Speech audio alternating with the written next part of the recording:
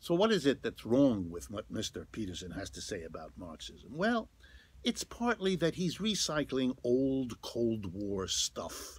The Cold War was over in 1989. Most of us have moved on around the world. Mr. Peterson seems to be stuck.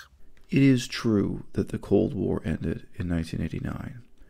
It's also true that many of the most important and damning documents showing what communists did, how they did it, and why, only became declassified and available to the public after 1989.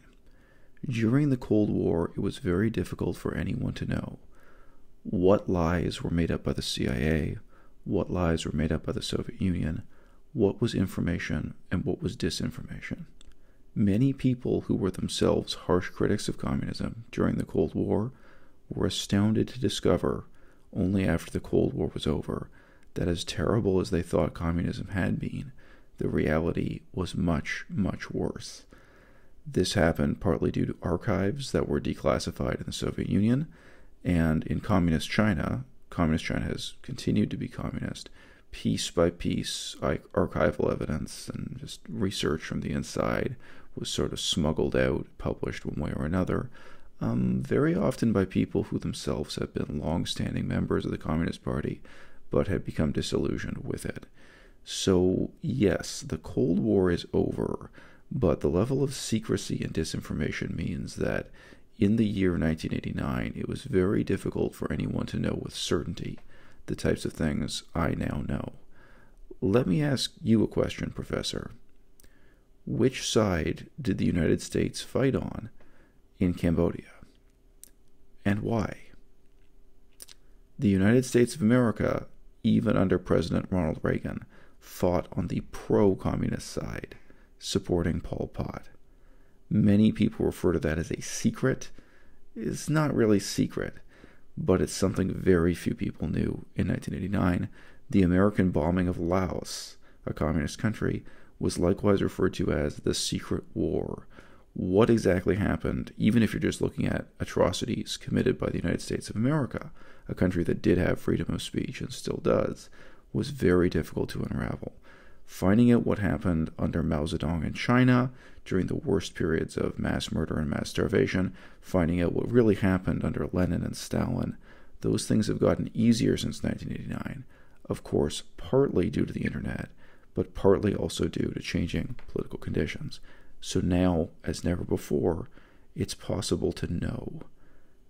It's possible to learn the lessons of that history for the first time, and that's why the whole world is changing, and that's why the whole world is laughing and jeering at you Marxists like never before. And he's stuck with one of the oldest kinds of arguments imaginable, telling us that we should not be interested in Marxism. In fact, it's kind of immoral, in his words, to be interested in Marxism in view of what Stalin did in Soviet Russia. Well, okay, Stalin did terrible things in Soviet Russia. However, Marxism exists in every country on the face of the earth. It's been going on for 150 years, and a lot more than what happened in Russia under Stalin over a period of 15 or 20 years has to be taken into account if you're going to make an assessment of Marxism. To use the one example that is really horrible over there as the judgment on Marxism would be about the same sense as saying Christianity should be dismissed because of the Catholic Inquisition or the destruction of the Native American population by Christians, or the Holocaust against Jews, gays, and so forth by Christians in Germany, and on and on and on. I'm not going to laugh, but I'm tempted to respond to this satirically. Of course, the Catholic Church is discredited because of what happened in the Inquisition. Of course. And of course, it would be immoral for anyone today, to make excuses for, justify, or glorify those crimes carried out by the Catholic Church. Of course, both the Catholic and Protestant churches of various European countries, but notably the Anglican Church of England, were engaged in genocidal campaigns against Native Americans, First Nations, Indigenous people, whatever term you want to use. And it would be deeply disturbing and indeed evil for people to say positive things in support of those atrocities, in support of attempted genocide and actual genocide today. Now, you claim that Marxism is much larger and much broader than merely what happened under the dictatorship of Joseph Stalin in the Soviet Union. You say it exists in countries all around the world. Those are precisely the people who made excuses for Joseph Stalin and who still make excuses for Joseph Stalin to this day. Those are the people who are very much equivalent to Nazi Holocaust deniers, or to people who would still very positively assert that there was something good or right or justifiable about the crimes of genocide carried out by the Catholic Church, in some cases by the Protestant Church, by European Christian churches in the colonization of North America and South America, the so-called New World. You say this as if it were preposterous for someone like me to strongly morally oppose and condemn the Christian Church for its atrocities in the past. You say this as if it would be absurd for people today to hold those institutions, those political organizations, legally and morally accountable for the crimes they committed in the past, and to regard them as stained and discredited by the crimes they committed in the past. There's nothing absurd about that at all. In the same way that I regard the Nazi Party as discredited by the crimes committed by the Nazis, by what the real-world consequences of their ideology was. Of course, I regard Christian churches, plural, as discredited by the historical record of Christianity. Don't you? And if not, why not? Moreover, there is a question in each of these instances of how clear a line can be drawn from precept to practice. How clear a line can be drawn from what's preached in principle by these parties, what's set down in their manifestos, and what happened when those principles were put into practice. The relationship between atrocities committed by Christopher Columbus and Spanish imperialism is very direct. The relationship between Spanish imperialism and the papal authority of the Catholic Church in Rome is very direct, and the Pope directly made judgments on questions about the legalization of slavery, which forms of slavery were legal and which were illegal, questions of genocide, questions of what were then human rights, about whether or not indigenous people of South America would be recognized as human and as descendants of Adam on this earth, and so on. The political vocabulary was very different. It was much more medieval. But nevertheless, the Catholic Church was very directly involved ideologically and, in a sense, in making policy in shaping the Spanish Empire in South America. The Catholic Church literally drew the border between Brazil and the rest of South America, which was at that time the border between the area that was going to be colonized by the Portuguese and the area that was colonized by the Spanish. They made fateful decisions that had devastating impacts on indigenous people in that continent. Why would they not be responsible? Why would we not judge the Catholic Church by what it had done in principle and practice? And why would we not describe someone as evil who today is a member of a neo-Nazi party, or today is a member of a Catholic revivalist party, or what have you? Someone who really claims that these things are justifiable, morally right and good. 2 world wars by capitalist Christian countries fighting each other might all qualify for the kinds of argument Mr. Peterson makes. We don't make those kinds of arguments because they make no sense, and Mr. Peterson oughtn't to do that with Marxism. What remains implicit and unstated here is the conceit that somehow Marxism does not contain principles that directly condone and call for violence. And that is false.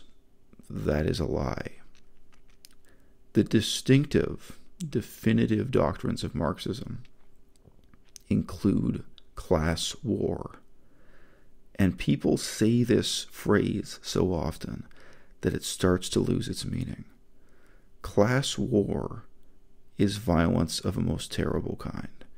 And you really should take the time to read some examples of what class war means in practice, of people going from door to door, house to house in their neighborhood, and murdering their so-called class enemies in their sleep, of the Soviet army going from town to town and stealing farmers' horses and chickens and pigs, and murdering farmers, deciding which of various poverty-stricken farmers qualify as middle class as opposed to absolutely poverty-stricken. Even within China, the Communist Party deciding which tribal groups in rural Yunnan had achieved bourgeois status and which were so poor, so backward, still living in Stone Age conditions, that they would be exempt from this type of class analysis, following the instructions of Karl Marx, the letter and the spirit of exactly what Karl Marx said about the development of society through a series of stages, and that some societies are so primitive that they have no middle class, have no landlords, etc. The violence of Marxism is not some kind of corruption or aberration that crept into Marxism. It's something that's written out very clearly in Karl Marx's work, like the Communist Manifesto. It's something that's written down very clearly in principle in the works of all these major leaders, not just Stalin, Karl Marx, Lenin, Stalin, Mao Zedong. It's not incidental. It's not accidental. And it is true that you have a difficult time drawing a straight line from a text like the Gospel of Mark, the New Testament, quotations from Jesus about the meaning of life. You have a difficult time drawing a straight line from that to atrocities committed in Nazi Germany. However, if you actually start to fill in the blanks, you'll realize there are other figures like Martin Luther, there are other stages along the way, and the line starts to get stronger and stronger. You start to understand how institutionally, culturally, even juridically, legally, there were practices that grew out of Christianity, and where the connection becomes stronger and clearer to how fascism and anti-Semitism developed in Germany at that time. Again, Martin Luther being a major intellectual source in the Reformation of Christianity, in Germany especially, and the single most influential author on anti-Semitism of his millennium, I suppose.